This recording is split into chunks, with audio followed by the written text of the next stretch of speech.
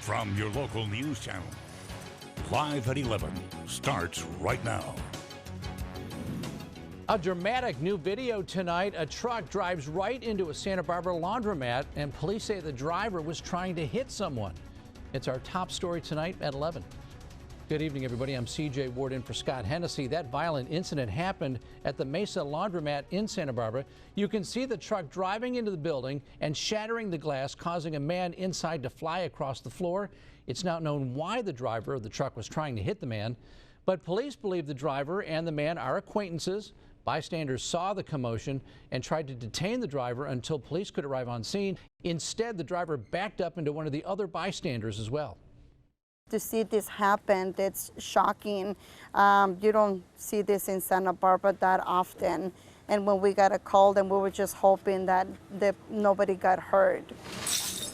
And the man driving the truck was arrested and now faces charges for assault with a deadly weapon and attempted murder. Neither man knocked to the ground was seriously hurt. Police say the driver was not under the influence of alcohol or drugs. Santa Barbara County's new indoor mask mandate took effect tonight. That order applies to everybody, regardless of your vaccination status. News Channel reporter Blake Devine stopped by State Street tonight to find out what people there think about it. A new mask mandate is underway in Santa Barbara County, and this means masks must be worn no matter where you are inside. But business owners such as Aaron Ashland wonder why this new rule took effect at 5 p.m. on Fiesta Friday. Why 5 o'clock on Friday? But before this, we couldn't save lives. If it was that big of a deal, right? What about yesterday, day before, 2 days? Shouldn't we have started this mask thing a couple days ago? Tonight, there were plenty of people out and about on State Street. Although Ashland believes that Fiesta festivities have been dimmed down. It sure seems like there's less people out leading up to this. This is definitely the worst Fiesta I've ever seen. There's nobody out. This new mask mandate comes as county health experts continue to track a dramatic increase in Delta cases. I'm very comfortable with that. We want to protect our kids and, our other people around us. Local health leaders also say the county is not where it needs to be in terms of vaccinations against the virus. I think it's what we need right now. And we need everyone to get vaccinated so that we don't have to wear our masks. Many businesses are handling this mask mandate in different ways, but here at Holdren's, they're afraid that they'll have to police patrons. It puts a lot of pressure on us small business owners to enforce rules that we didn't really sign up for. On a night usually filled with fun, Holdren fears that his business may be going backwards. It's really difficult to run a business in this environment because it seems like the rules change weekly. In downtown Santa Barbara, I'm Newschannel reporter Blake Devine. We also got reaction from folks at the YMCA in Santa Maria today. You can see that more equipment has been moved outdoors. Some of the members we spoke with today are frustrated with the return of the mask mandate. Managers at the Y have been preparing for this day, but they too have mixed feelings about all of it. And it's disrespectful to me that I can't do the things I want to do. I can't travel, I'm old, but I have a shot. We know we're on the home stretch of this pandemic. We know people are weary. We are too, and we want to be part of the solution. Seaford says the good news is crews have put more exercise equipment outdoors where you do not have to wear a mask. Santa Barbara City College does an about-face on vaccination requirements. SBCC approved a vaccination mandate for its students, employees, and visitors. The college's Board of Trustees approved the plan yesterday with a 6-to-1 vote. Anyone on campus will need to be fully vaccinated by October 1st or earlier if a vaccine receives final FDA approval before then. Now, people on campus who have an approved exemption based on medical disability or religious beliefs will only be allowed on school property if they wear an N95 mask and get a COVID test every week. A 25-year tradition in downtown San Luis Obispo was put on hold last summer due to the pandemic, but as Reed Harmon reports, the music and the community are back together again. They can hear you. You want more?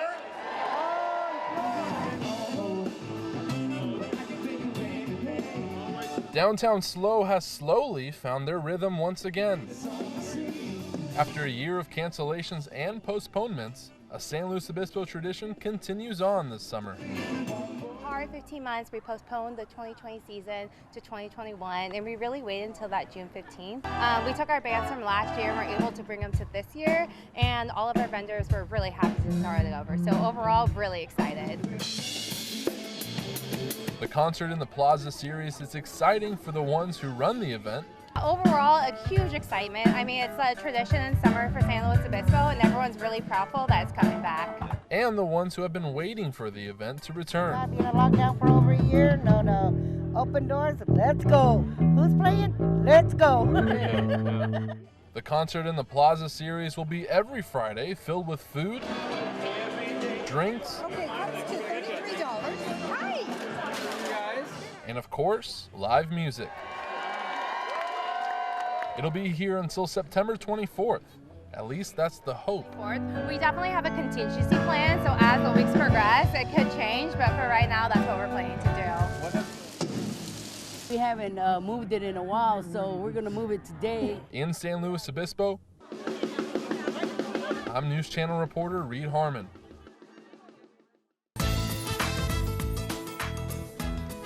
Our Lady of Guadalupe Church on Santa Barbara's east side is moving ahead with its modified fiesta plans. The crowds are smaller, but the homemade food is still delicious. Organizers came up with plans to follow the new mask mandate. Everyone must wear a mask, except while eating and drinking. Workers are sanitizing tables and keeping the tables and the chairs and the food lines spaced out to encourage distancing. And everyone is hoping for a safe and a fun weekend. Keeping in mind the health concerns, we've done all that we can to protect people's health and provide for their safety. We weren't going to not do anything, and so everybody started talking about Guadalupe, so it's the first time for me, even though I live here, and just had to do it. Had to come and do it for Fiesta. And church organizers say they kept the festival to make up for the money they had already spent trying to set it up.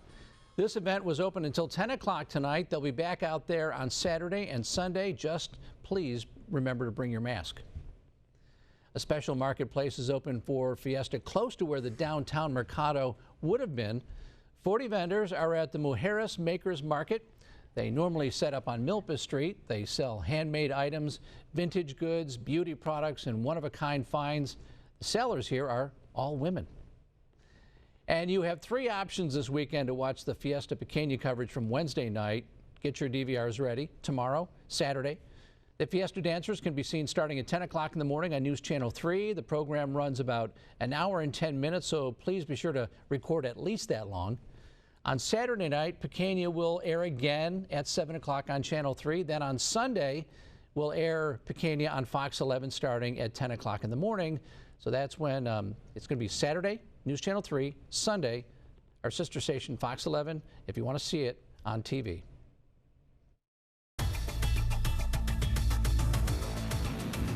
All right, Julia Espinoza is keeping a close eye on the forecast for us. She's in the First Alert Weather Center, and we have the fog rolling in tonight. Yes, finally getting to enjoy from that much-needed marine layer, now extending its way out towards those inland areas. So as we take a live view from the harbor of Santa Barbara, right now still getting good visibility out there. It's just some patchy fog and mostly cloudy skies. Santa Barbara checking in at 58 degrees. Over the central coast, temperatures are cooler. We're in the mid-50s for Santa Maria, Lompoc at 56, and then down into Ventura, you're checking in at 58 degrees along with Oxnard. So temperatures feeling pretty mild for this time of day.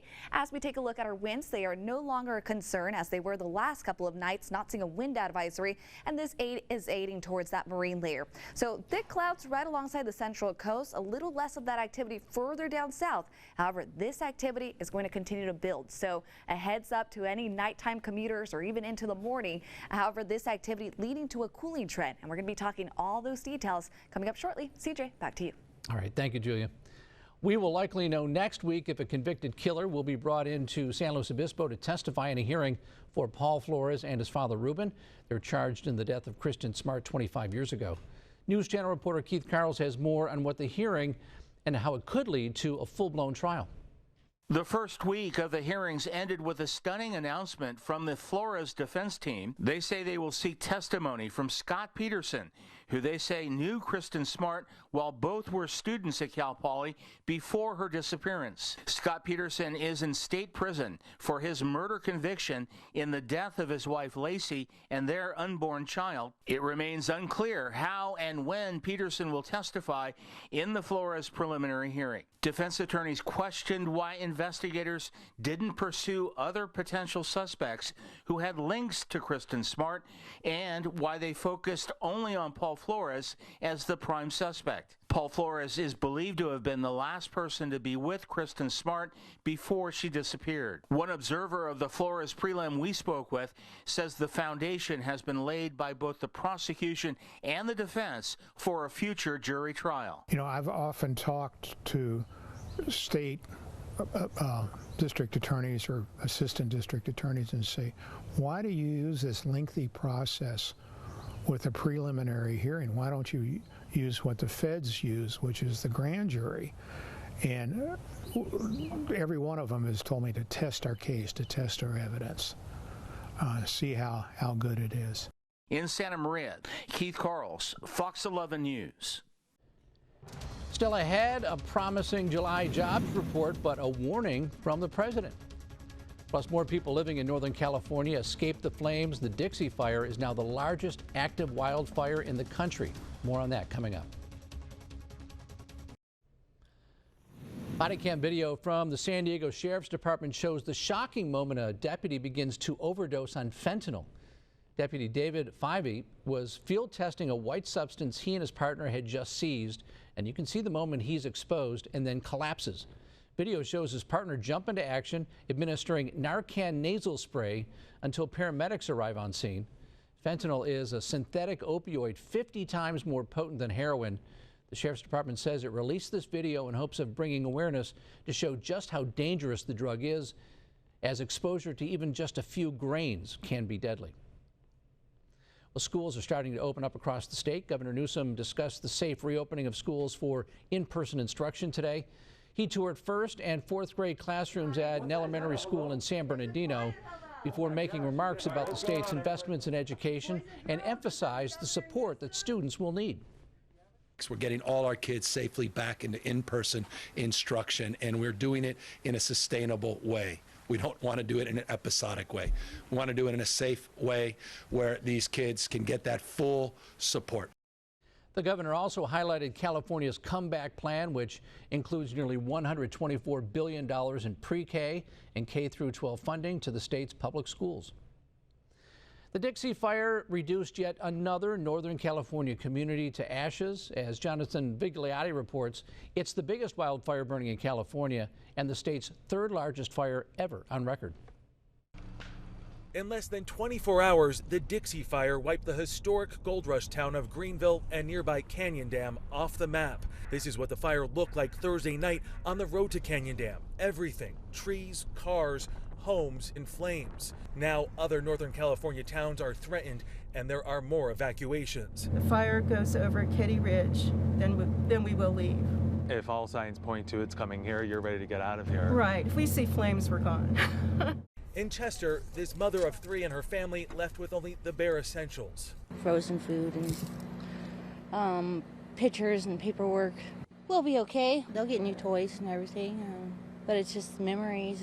So far, crews have been able to protect Chester. We're standing in front of what used to be a general store. The smoke here is so thick at times it looks like night. Officials here believe this fire is going to continue to burn for several weeks. I've been fighting fire for almost 25 years, and this is the most extreme fire behavior that I've ever been a part of. The Dixie Fire has scorched territory bigger than Los Angeles. A lot of smoke, a lot of haze, can't really see over the valleys and stuff. Smoke from the western wildfires is pushing into the Bay Area and was seen as far east as Salt Lake City, Utah. Jonathan Vigliotti, Canyon Dam, California. All right, let's bring back Julia Espinoza. She's in the First Look Weather Center. They were just talking about how the smoke was going east, but now it's going to start heading toward us. Yeah, it's really sporadic when we start to take a look at this map. Now, the fires burning over northern California is going to be shifting some of out towards the east, but it's also heading our direction as well, as you are seeing much of the plume of smoke just pushing down towards the south, and it eventually makes its way into some of our backyards as we go into tomorrow. So breaking it down even further, here's a look as to what we're experiencing going into your Saturday morning. Areas northeast of San Luis Obispo County and maybe even the mountains over Santa Barbara County, we're starting to see much more of that extreme air into our area. Now, all of us are going to be impacted when it comes to our air quality. As you can see, future air quality is now lowering down to about moderate activity for all three counties from San Luis Obispo all the way down into Ventura County. So this is the activity that is going to be a common story for much of our Saturday, heading towards those afternoon hours. And it's not until your late Saturday where we start to enjoy from that nice, easy air back into our area, much more green, and then we are in the clear as we go into your Sunday morning. But of course, following this map, this activity could be changing, all dependent on the wind direction as well as the fire that continues to burn. So as far as your futurecast winds, it is nice that by the time we head towards your late afternoon, those winds are picking up southwesterly over northeast San Luis Obispo County, and that's the push that we need to really push out all of that smoke from our area. Once we go into your Sunday morning, we're back to those calm winds. And the good news out of the activity moving forward is a cooling trend. So our ridge of high pressure is shifting more out towards the east, and for us, we're going to start this onshore flow. As it continues to strengthen, everyone wakes up to the morning fog, creating those overcast skies, and then it's going to be gradually clearing away to sunshine. For most areas, if you are alongside some of those beaches, it could be slower clearing where it just becomes hazy sunshine for much of your afternoon, and then temperatures also falling below average by your Sunday. So walking you through this model, here's a look at your future fog report. If you're waking up and starting off your day early, Saturday morning, we're going to be seeing poor visibility from the central coast down towards the south coast, and then you also want to consider that poor to moderate air quality that we're going to be dealing with, especially for any respiratory issues or asthma. It could be quite tricky as you take on your Saturday. By the time we get towards your late Saturday and into your Sunday, an even stronger marine layer. So into your Sunday morning, very chilly temperatures to start off your day.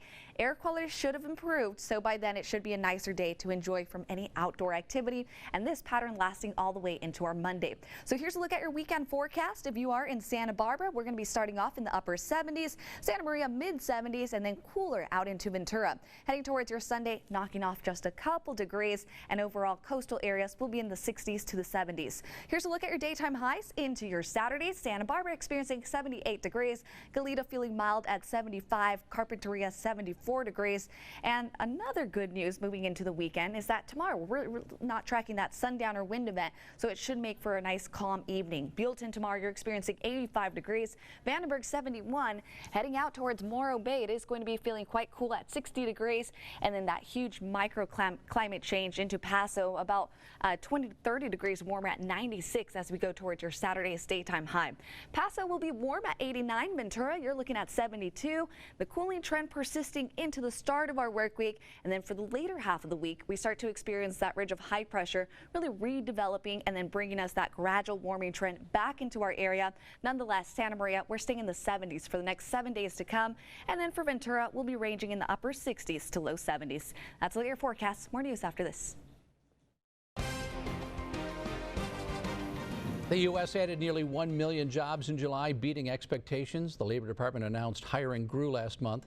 943,000 jobs were added, and the unemployment rate fell to 5.4%.